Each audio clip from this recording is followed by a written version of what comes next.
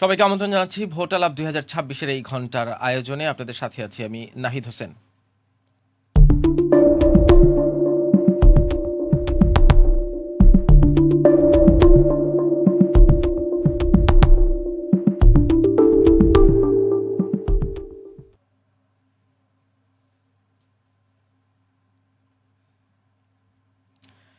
Vote আলাপ 2026-এর এই ঘন্টার আয়োজনে আমার সাথে অতিথি হিসেবে যুক্ত হয়েছেন তরুণ রাজনীতিবিদ তাজনুবা জাবিন। তাজনুবা, আপনাকে আমন্ত্রণ জানাচ্ছি। ধন্যবাদ। ভোট দিয়েছেন?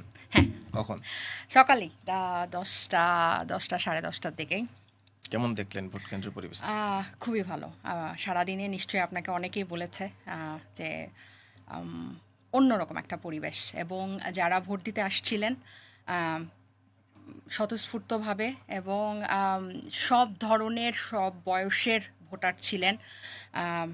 নারী ভোটার যেরকম ছিলেন, সিনিয়র সিটিজেনরা ছিলেন। খুব মানে সকালবেলা দেখে আমি একজন ফ্রেন্ডকে ফোনে বলছিলাম যে দেখে মনে হচ্ছে কোনো সিনেমা শুটিং চলছে। মানে এত সুন্দর এবং এত ভার্সেটাইল ভোটার।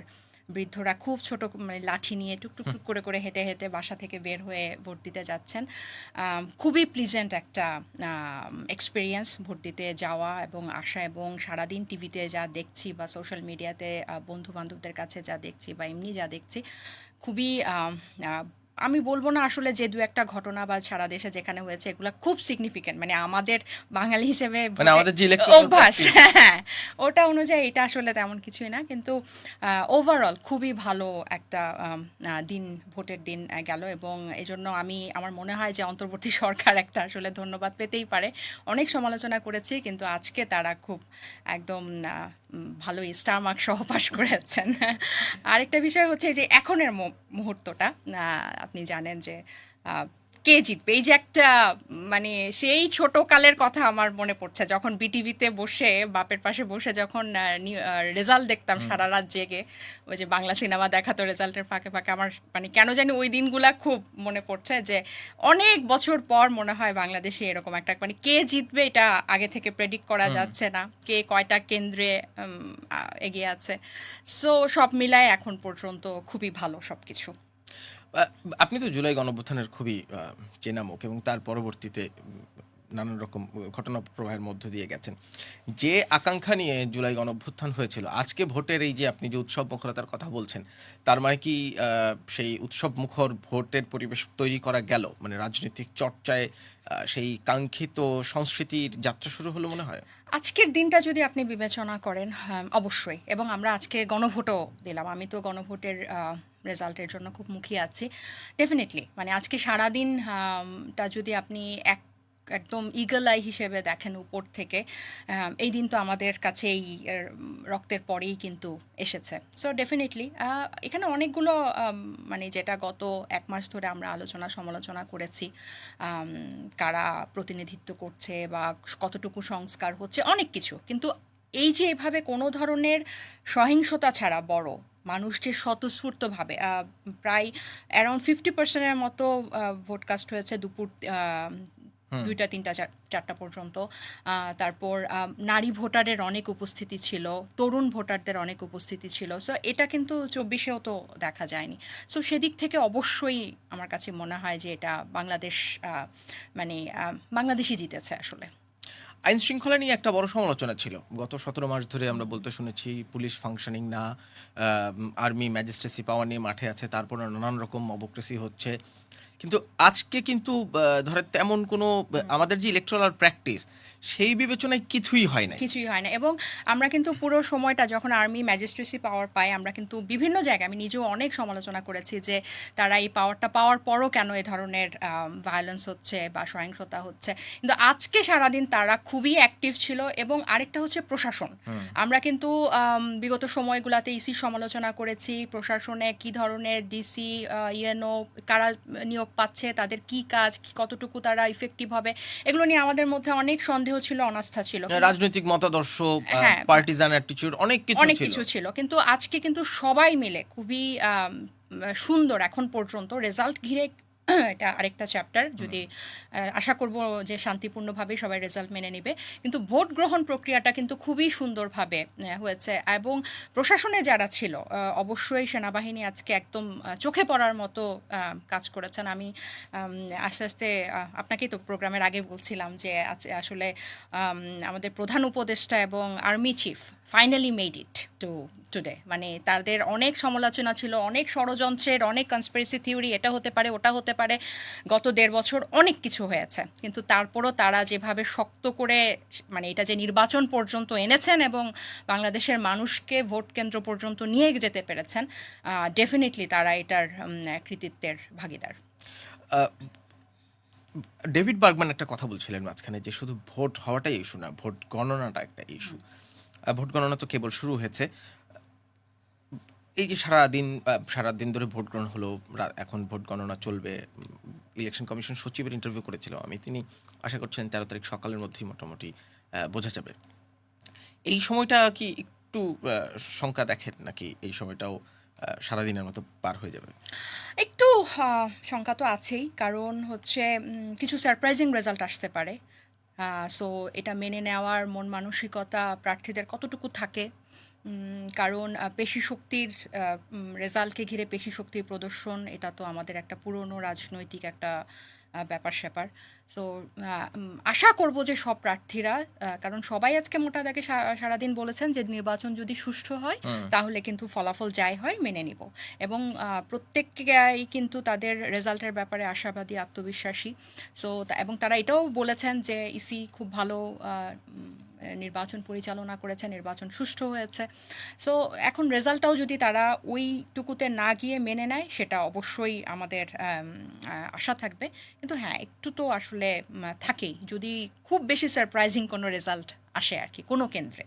আজকে তো দেখলাম, ধরেন বিএনপি চেয়ারম্যান তারেক রহমান, জামাত ইসলামের আমির, এনসিপির আহ্বায়ক, তারা সবাই জয়ের ব্যাপারে যেমন আশাবাদ জানিয়েছেন, একই সাথে ফলাফল মেনে নেওয়ার একটা বার্তাও দিয়েছেন। নাহিদ ইসলাম তো বলেছেন যে তিনি বিজয়ের দ্বার প্রান্তে। জামাত ইসলামের আমির বলেছেন ফল আমি মেনে নিব এবং সবাইকে মেনে নিতে হবে। তারেক রহমানও তাই বলেছেন।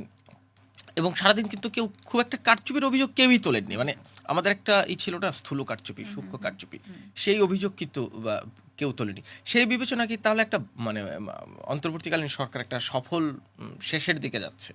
হ্যাঁ, মোটামুটি বলা যেতে পারে। আর সবচেয়ে যেটা ভালো দিক, যেখানে যেখানে এরকম হয়েছে, অনেক ব্যালট পেপারে সিল মারা হয়েছে, অনেক কেন্দ্রে আগের রাতে ভোট দেওয়ার চেষ্টা করা হয়েছে, অনেকে গিয়ে দেখেছে তার ভোট দেওয়া হয়ে গেছে, এবং এগুলো মিডিয়াতে এসেছে। এগুলো সেনাবাহিনী যে কোনখানে জানি কেন্দ্রের বাইরে ককটেল বিস্ফোরণ করেছে, সেনাবাহিনী তাকে গ্রেফতার করেছে। সো জরিমানা করা হচ্ছে, গ্রেফতার করা হচ্ছে, এগুলো অ্যাকনোলেজ করা হচ্ছে। এবং সবচেয়ে ইন্টারেস্টিং ব্যাপার, মানে সবচেয়ে ইন্টারেস্টিং না, সবচেয়ে ভালো যে ব্যাপারটা, সেটা হচ্ছে মিডিয়াতে আসতে কোনো বাধা নাই। আমরা দেখতাম না যে ক্যামেরা কেড়ে নিয়ে ফেলছে, ক্যামেরা রেখে দিচ্ছে সাংবাদিক, যদিও হাতিয়াতে বিটিভির একজন সাংবাদিককে আহত করা হয়েছে, কিন্তু তারপরেও মোটা দাগে যেগুলো আমাদের বিগত কয়েক বছরের নির্বাচনগুলোতে যে আমাদের এক্সপিরিয়েন্স ছিল, যে মিডিয়াকে ব্লক করা, মানে গণমাধ্যম একটা ঝুঁকির মধ্যেও থাকতো রাস্তায়, তাদেরকে দেখাতে দিত না, এটা কিন্তু এবার হয় নাই। আমরা কিন্তু দেখলাম না যে কেউ মিডিয়াকে বাধা দিচ্ছে, বরং প্রত্যেক নেতাই বলেছে যে আপনাদের মাধ্যমেই আমরা জানতে পারছি যে কোথায় ভালো হচ্ছে এবং কোথায় দু একটা ঘটনা ঘটছে। সো এই যে সফলতা একটা সেখানেই, যে জোর করে চাপিয়ে না দেওয়া যে না আমরা সুষ্ঠু নির্বাচন করেছি, বরং ভোটাররাই, সাধারণ মানুষরাই, দর্শকরাই বলছেন যে না, নির্বাচন ভালো হয়েছে, এবং এই যে কারচুপিগুলা হচ্ছে, এই যে সহিংসতা বা অনিয়মগুলা হচ্ছে, সেগুলা ধরা পড়ছে, সেগুলোকে জন্য জবাবদিহিতার অধীনে আনা হচ্ছে। মানে যেগুলো অনিয়ম হচ্ছে অ্যাড্রেস করা হচ্ছে, অ্যাকনলেজ হচ্ছে এবং প্রয়োজনীয় মেজার্স নেওয়া হচ্ছে। সো এটা একটা ভালো বার্তা অবশ্যই। আপনি যে রাজনৈতিক দলের সাথে ছিলেন মাঝখানে একটা সময়, জাতীয় নাগরিক পার্টি, আপনি পদত্যাগ করেছেন সেখান থেকে, এনসিপির সামগ্রিক এই নির্বাচনী অংশগ্রহণ এবং তার ভাগ্য কি দেখেন সামনে? ভালোই, কারণ এখানে আসলে এনসিপি না, তাদেরকে দেখাই হয়েছে জামাতের অংশ হিসেবে। জোট। হ্যাঁ, হ্যাঁ, জোট। জোট হিসেবে। এটা আসলে সাধারণ মানুষের কনসেপ্টে এটা চলে গেছে। আমি যেমন সিলেটে প্রীতম দাসের একটা কেন্দ্রের ভোট দেখছিলাম, সে মাত্র 55 পেয়েছে। প্রীতম দাস কিন্তু অনেক জনপ্রিয় একজন নেতা স্থানীয়ভাবে। সে বিগত স্বৈরাচারের সময় জেল খেটেছে, ডিজিটাল অ্যাক্টে তাকে গ্রেফতার করা হয়েছিল, তার কিন্তু অনেক গ্রহণযোগ্যতা ছিল। সে যদি স্বতন্ত্র হয়ে মানে আলাদা হয়ে দাঁড়াতো বা আলাদা তার একটা অস্তিত্ব থাকতো, সে কখনো 55 ভোট পেতো বলে আমার একটা কেন্দ্রে আমার মনে হয় না। সো এটাকে আসলে মানুষ এই তরুণ কয়েকজনকে 25-30 জনকে মানুষ আসলে জামাতের অংশ হিসেবেই দেখে। সো ওইটার অংশ হিসেবেই যারা সফলতা পাচ্ছে তারা কিন্তু এগিয়ে এগিয়ে থাকছে। যেমন ঢাকা 19-এর কথা আমি বলি, কয়েকটা কেন্দ্রে দেখলাম আমি দিনশালা পারুলাপা বেশ এগিয়ে আছে। সো উনি মাত্র একদম মনোনয়ন জমা দেওয়ার 3-4 দিন আগে উনি ঢাকা এসেছেন। ওখানে স্থানীয়ভাবে ওনার তেমন কার্যক্রম নাই, কিন্তু উনি প্রচুর ভোট পাচ্ছেন। কেন পাচ্ছেন? এটা তো আসলে জামাত ব্যাকড ওনার ক্যাম্পেইনিং ছিল, বা ওখানে যারা জামাতের ভোটার ছিল তারা ওনাকে। জোটের রাজনীতি তো তাই হয়, আপনি যে হ্যাঁ, এটাই। সো ওই আলাদা করে আপনি যেটা বললেন ভবিষ্যৎ, এটা হচ্ছে আসলে জামাতেরই একটা অংশ হিসেবেই আমি মনে করি যে ওখান থেকে যে কয়েকজন এমপি আসবে এটা আসলে জামাতের ঝুড়িতেই যাবে বলে আমার মনে হয়। আমি যদিও খুব কম বুঝি, তবে এটা মনে হয় যে আলাদা করে তরুণ নেতাদের ঝুড়িতে এটা কৃতিত্বটা যাবে না। সেটা এই নির্বাচনে যদি নাও যায়, সামনের দিকে কি তারা আলাদা করে মানে একটা ইন্ডিভিজুয়াল এন্টিটি হিসেবে নিজেদেরকে গড়ে তুলতে পারবেন বলে মনে হয়? মানে এনসিপির সাথে আপনার স্বল্প সময়ের যে যাত্রা, তাতে তাদের যে রাজনৈতিক বোঝাপড়ার বিষয়ে আপনার যে আন্ডারস্ট্যান্ডিং হয়েছে সেই বিবেচনায় যদি বলেন। এটা আসলে এটা আসলে সময় বলতে পারবে। আমি অতটা অন্তর্যামী বা ওরকমভাবে আমি আসলে চিন্তাও করি নাই। মানে ছেড়ে আসার পর I am done with them. So এরপরে আর আসলে চিন্তা করি নাই যে তারা কতটুকু কি করতে পারবে সামনে। সেটা আপনার মতো একজন সাধারণ মানুষের মতো আমিও দেখব। এখন হচ্ছে আমি আমার রাজনীতি এবং আমি সামনের বাংলাদেশকে কিভাবে দেখতে চাই, কোথায় দেখতে চাই, ওইটাতে আমার বেশি সরি চিন্তা। আহ, ধরেন ভোট তো শেষ হলো, গণনাও শেষ হবে, আমরা নির্বাচিত সরকার দেখব, কিন্তু মানে শেষের হলো শুরু বলে না, মানে নির্বাচন পরবর্তী রাজনৈতিক বাস্তবতাটা কোথায় দেখেন? এই যে সৌহার্দ্যের কথা আমরা আজকে বলছি, সেইটা কি ভবিষ্যৎ রাজনীতির মাঠেও থাকবে? বাংলাদেশকে যে আকাঙ্ক্ষার জায়গায় সবাই দেখতে চায়, যেই ক্ষমতা গ্রহণ করুক না কেন, দায়িত্বে বসুক না কেন, তারা কি সেই চর্চার মধ্যে ঢুকবেন বলে মনে হচ্ছে? আচ্ছা, সারাদিনে ভালো নির্বাচন, ভালো ভোট গ্রহণ হয়েছে, এটা যেমন সত্য। আম পাশাপাশি আমি কিন্তু বেশ কয়েক জায়গা থেকে শুনছিলাম যে যারা প্রকাশ্যে গণভোটের পক্ষে হ্যাঁ ক্যাম্পেইন করেছেন, তারা ভিতরে সাংগঠনিকভাবে কিন্তু নির্দেশনা দিয়েছেন না। আমি জানি না এই অভিযোগটা, এই আশঙ্কাটা কতটুকু সত্য। এটা যদি হয়ে থাকে, এটা কিন্তু যারা পরবর্তীতে তারা যদি পরবর্তীতে সরকার গঠন করে, এটা কিন্তু তাদেরকে ভোগাবে। মানে সংস্কার বিমুখ বা পরিবর্তন বিমুখ যে কোনো সরকারকেই কিন্তু পরবর্তীতে তারা যারাই দেশের সরকার গঠন করবে তাদেরকে কিন্তু ভোগাবে। কারণ বাংলাদেশের এই যে উৎসব, এই যে এই পরিবর্তন, এটা যে সম্ভব হয়েছে, এটা যতটা অন্তর্বর্তী সরকার বা প্রশাসন বা আইন শৃঙ্খলার কৃতিত্ব, তার তার থেকেও বেশি কৃতিত্ব সাধারণ মানুষের। সাধারণ মানুষ এখানে স্বতঃস্ফূর্তভাবে অংশগ্রহণ করেছে। মানুষকে আপনি মানে ব্রেন ওয়াশ করতে পারবেন না। সো সামনেও এটা পারা যাবে না। আরেকটা হচ্ছে যে আপনি ধরেন জামাতের ঐতিহাসিক ব্যাগেজ আছে, মানুষ এটা মনে করে। বিএনপিরও কিন্তু গত কয়েকটা দশকে এই চাঁদাবাজির কিন্তু একটা বিশাল ব্যাগেজ তৈরি হয়েছে।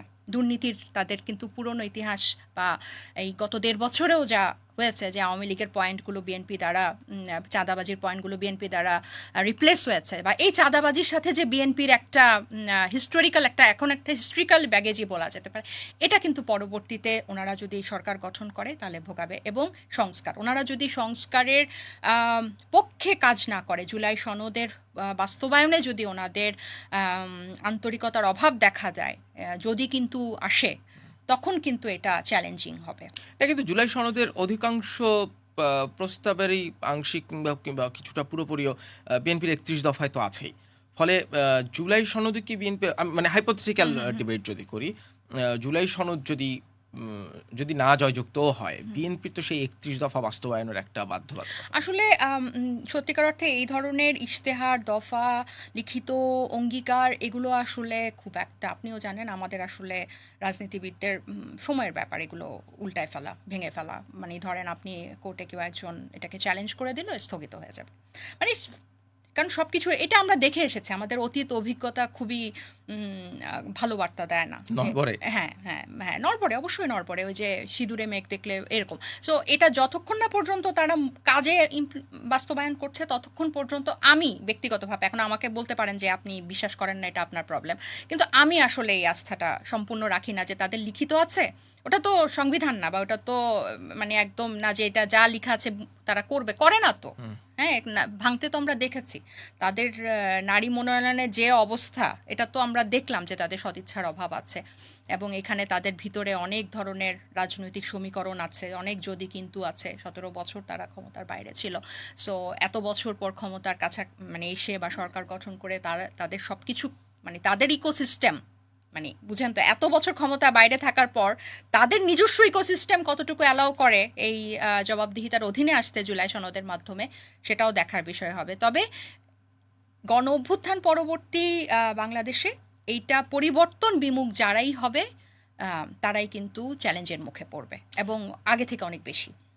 ধরেন মানে জনবিচ্ছিন্ন হয়ে দায়িত্ব ক্ষমতায় থাকার যে পরিণতি, সেই পরিণতি তো রাজনৈতিক দলগুলোর সামনে আছে। তারপরেও কি তারা কেউ সেই ভুল করবে? মনে হয় না করবে, আমি আশা করি করবে না। কারণ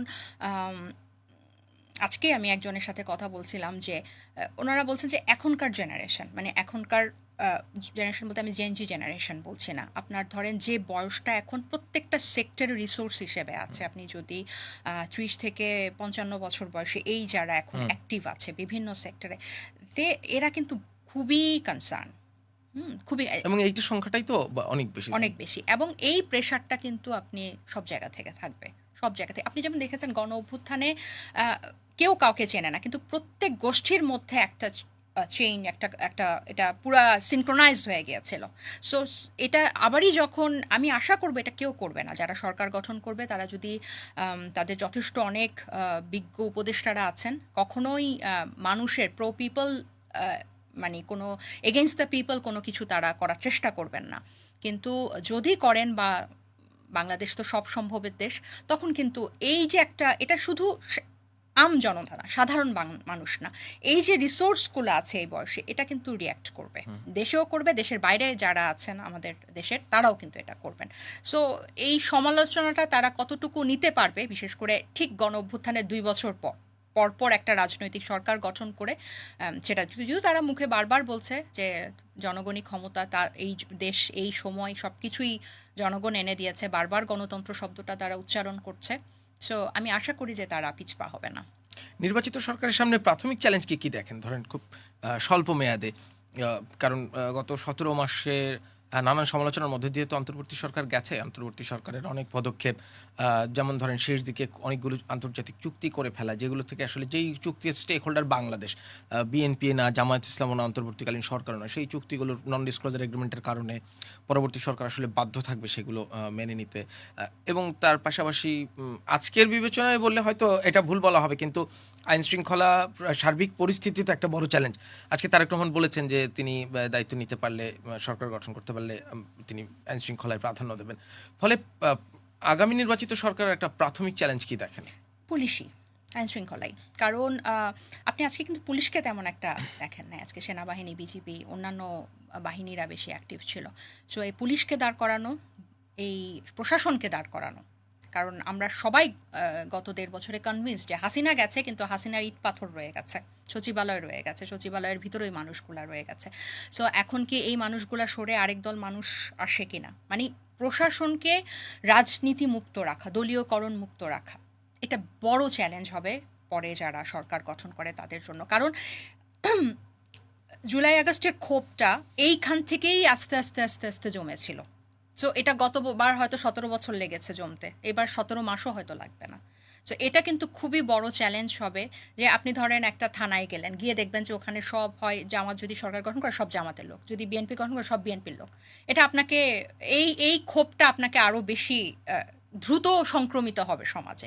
সো ডেফিনেটলি আইন শৃঙ্খলা, দুর্নীতি এবং প্রশাসন, তারা যাদেরকে নিয়ে সরকার গঠন করবে, শুধুমাত্র সেই এমপি তো না, হ্যাঁ, যে মন্ত্রণালয়, সেখানের যে সচিব পর্যায়ে একদম পুরো মন্ত্রণালয়ে যারা আছে, এদেরকে কিন্তু আপনি জানেন যে গত অন্তর্বর্তী সরকারের আপনার উপদেষ্টারা যদিও তাদের সম্পত্তির বিবরণ দিয়েছে, যে কয়েকজন একদম শেষ সময়ে শেষ সময় দিয়েছে, তাও ইটস এপ্রিসিয়েবল দিয়েছে কিছু একটা, কিন্তু তাদের এই যে পিএস, এপিএস, ড্রাইভার, এরা কিন্তু খুব অনেক কিছু দুর্নীতির অধীনে আসছে এবং অনেক বিতর্ক সৃষ্টি হয়েছে এবং ওগুলো সত্যিও ছিল অনেক ক্ষেত্রে। সো এই যে প্রশাসনকে নতুন রাজনৈতিক সরকার এত বছর ক্ষমতার বাইরে, এবং যদি বিএনপির হয় তাহলে তো দেশেরও বাইরে, আর জামাতের যেটা আগে অভিজ্ঞতা নাই, রাইট, আগে অভিজ্ঞতা ছিল না বিএনপির, ওই সময়ের খুব অল্প কয়েকজন আছে। তারেক রহমান সাহেব কিন্তু কখনোই, উনি প্রেসিডেন্ট এবং প্রধানমন্ত্রীর ছেলে, কিন্তু ওনার কখনো প্রশাসন চালানোর অভিজ্ঞতা নেই, এবং নতুন মানুষ, নতুন প্রেক্ষাপট, নতুন বাংলাদেশে। So it will be very challenging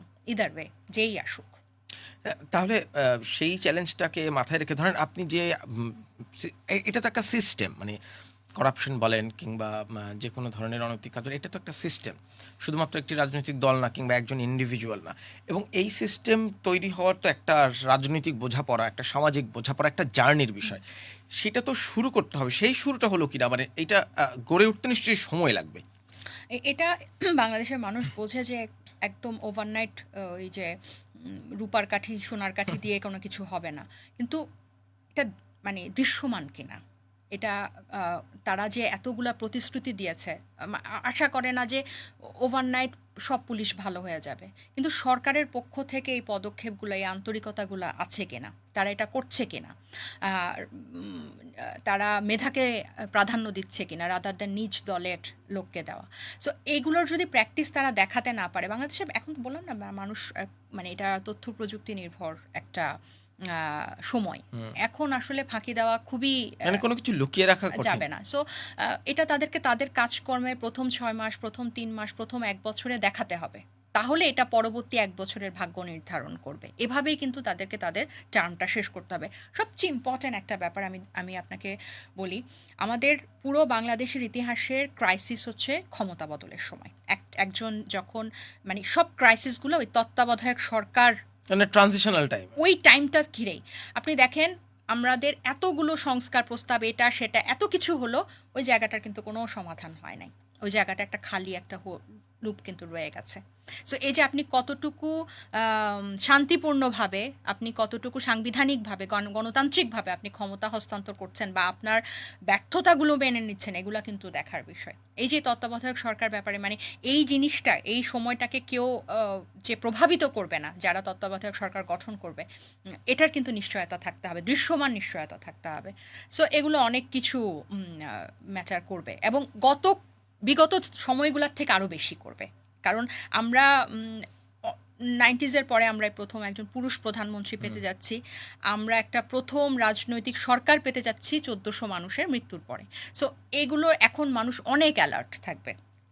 আর আজকে যেরকম ভোট পড়েছে, এটা কিন্তু আমরা যদি মোটা দাগে ধরে নেই যে জাল ভোট পড়ে নাই, একদম মানুষ নিজে গিয়ে সশরীরে ভোট দিয়েছে। সো পার্সেন্টেজটা কিন্তু অনেক বেশি, মানে আপনার 48%-এর মতো যদি হয়, 91-এ কিন্তু 55%-এর মতো, হ্যাঁ, মতো ভোট পড়েছিল।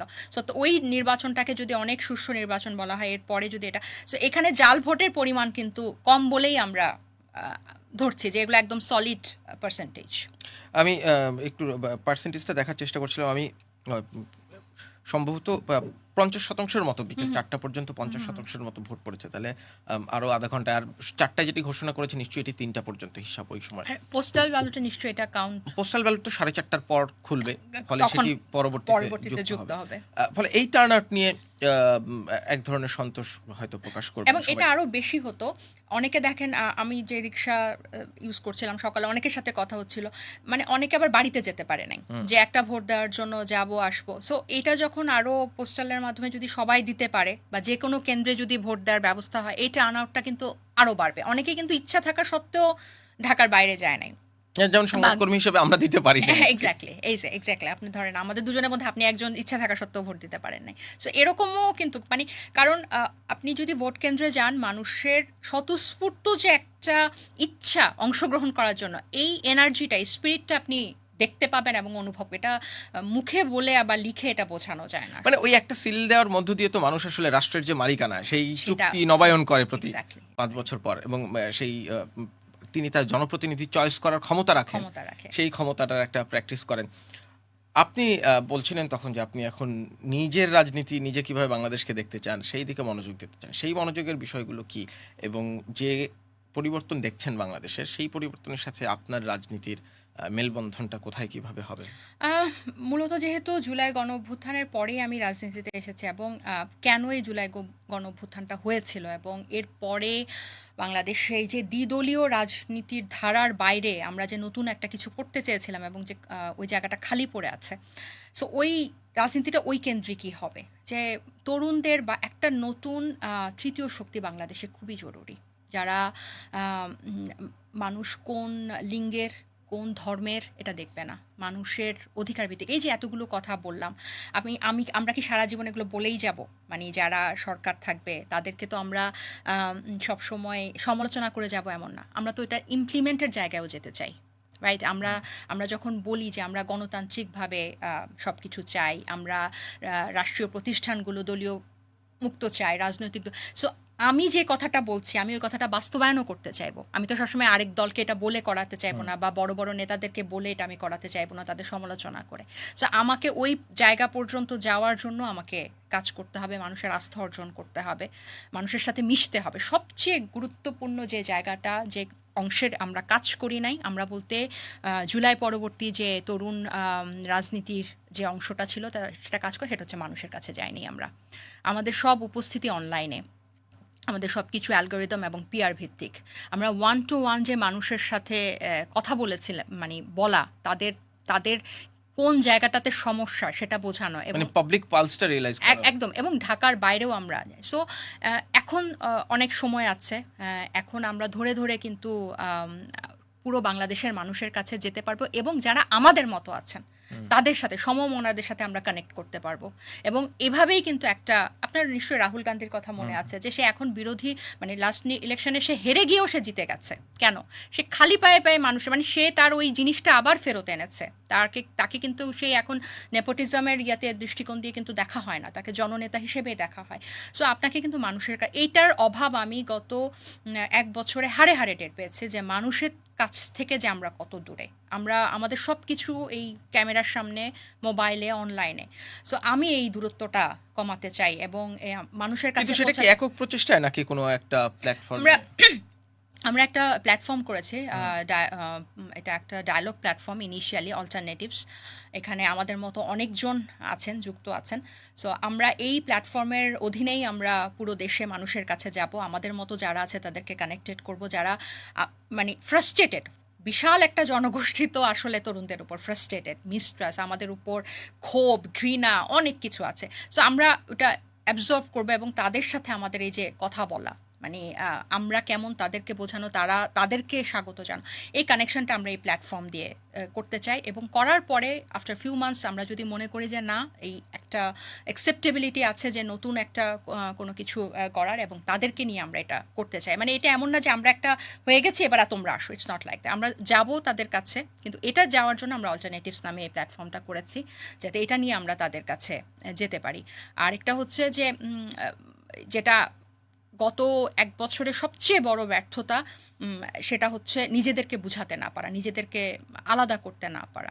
আপনি ধরেন যে যারা ধরেন আওয়ামী লীগের সাপোর্টার ছিল, কিন্তু তারা জুলাইয়ে দেখেছে, তারা এটা স্বীকার করে, বুঝে, কিন্তু আপনি তো তার তার সে যে দলকে, তার যে রাজনৈতিক মানে এক ধরনের মত প্রকাশ বা ইচ্ছা, এটা তার জন্য তাকে আপনি বাতিল করে দিতে পারেন না।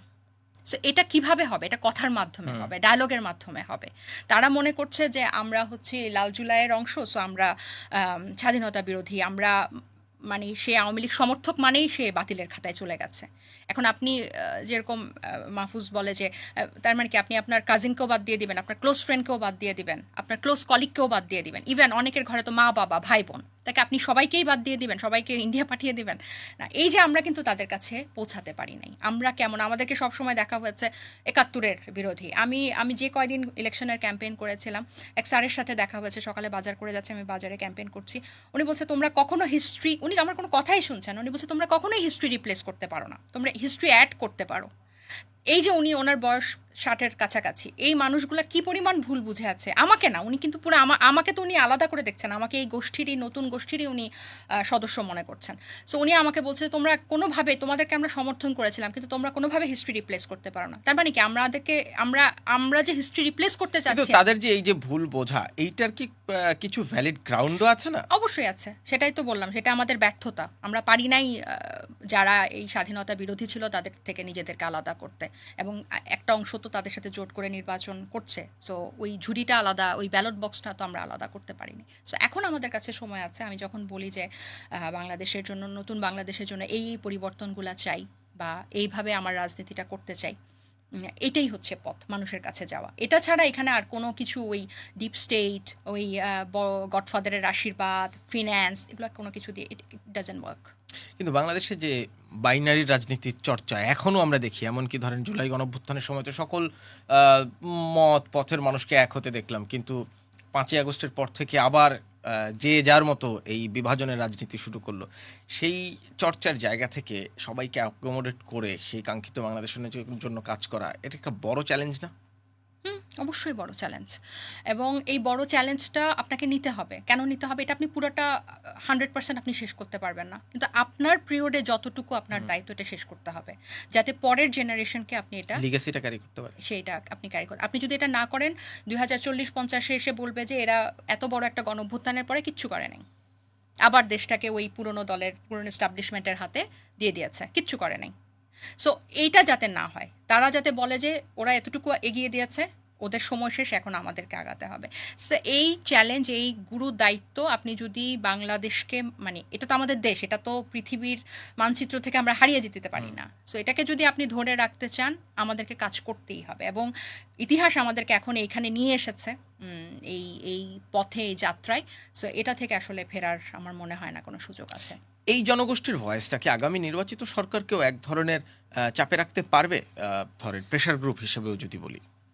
হ্যাঁ, পারবে। শুধু প্রেশার গ্রুপ না, আমার কাছে মনে হয় এখন থেকে 24 পরবর্তী যে সরকারি গঠন হবে, সে আর সমালোচনা মুখ বন্ধ করতে রাখতে পারবে না। এটা অন্যান্য যে ধরনের উন্নত গণতান্ত্রিক দেশ আছে তার মতোই, এবং ইভেন আমাদের প্রতিবেশী দেশগুলো যেগুলো আছে সেই সবের মতোই এটা হবে। যদি এটার মুখ বন্ধ করতে চায়, মত প্রকাশে বাধা দিতে চায়, এটার পরিণতি কিন্তু, যেটা আমি বলছিলাম, যে হয়তো 17 মাসও সময় নেবে না। এই ভুল আমার কাছে মনে হয় না কেউ করবে। হ্যাঁ, এটা আর একটা ঠিক, সমালোচনা আলোচনারও একটা লিমিট আছে। অনেকে উস্কানিমূলক বক্তব্য দিয়ে আমরা দেখেছি অনেক প্রতিষ্ঠান ভায়োলেন্স করতে, বা অনেক, এগুলো না, কিন্তু আপনি গঠনমূলক সমালোচনাকে, গঠনমূলক, মানে সরকারেরকে জবাবদিহিতা, সরকারের গঠনমূলক সমালোচনা করা, বা কি ধরনের চুক্তি করছে সেগুলো নিয়ে ওপেন ডিসকাশন করা। যেহেতু এখন একটা আপার হাউস হবে আমরা আশা করছি, সো সংসদেও আমরা এই ধরনের ওপেন ডিবেট বা আলোচনা আমরা দেখতে পাবো। সো এইটা চর্চা করতে হবে। এটা শুধু এই প্রজন্ম, মানে তরুণরা না, এটা প্রত্যেকটা কনসার্ন সিটিজেনই কিন্তু এই সুযোগ আর হারাবে না, মানে হারাতে দিবে না। তাজমা, নিশ্চয়ই আপনাকে আজকে যুক্ত হওয়ার জন্য ধন্যবাদ জানাচ্ছি। আমরা কিছুক্ষণ পর থেকে হয়তো ফলাফল পেতে শুরু করব আস্তে আস্তে। আমরা আশা করছি কালকে সকাল নাগাদ আমরা একটা নতুন সরকারের, অন্তত কারা সরকার গঠন করতে করবে, আমরা যাচ্ছেন পেয়ে সেটি যাব। জানা যাবে। আপনাকে এই ভোটালাপে যুক্ত হওয়ার জন্য এই ঘন্টার মতো ধন্যবাদ জানাচ্ছি। ধন্যবাদ। কথা বলছিলাম তরুণ রাজনীতিবিদ তাজনুভা জাবিনের সাথে। তার যে প্রত্যাশা, তার যে আকাঙ্ক্ষার বাংলাদেশ, সেই বাংলাদেশের দিকে যেতে হলে এই সবার সাথে ডায়লগ করা, কথা বলার মধ্য দিয়ে সেই বাংলাদেশ গড়তে হবে। তিনি প্রত্যাশা যেমন করেন, আমরাও প্রত্যাশা করি সেই বাংলাদেশের দিকেই বাংলাদেশ এগিয়ে যাবে। আমরা এই ভোটালাপ 2026-এর প্রতি ঘন্টায় আপনাদের সামনে হাজির হচ্ছি, নানান রকম বিশেষজ্ঞ প্যানেল নিয়ে নিজেরাও আলোচনা করছি। আমরা ফল যখন আসতে শুরু করেছে, ফল বিশ্লেষণ নিয়েও এর পরের ঘন্টা থেকে আপনাদের সাথে যুক্ত হব। পরের ঘন্টার আমন্ত্রণ জানিয়েছি, এই ঘন্টার আমন্ত্রণ অংশ থেকে বিদায় নিচ্ছি। ধন্যবাদ সবাইকে।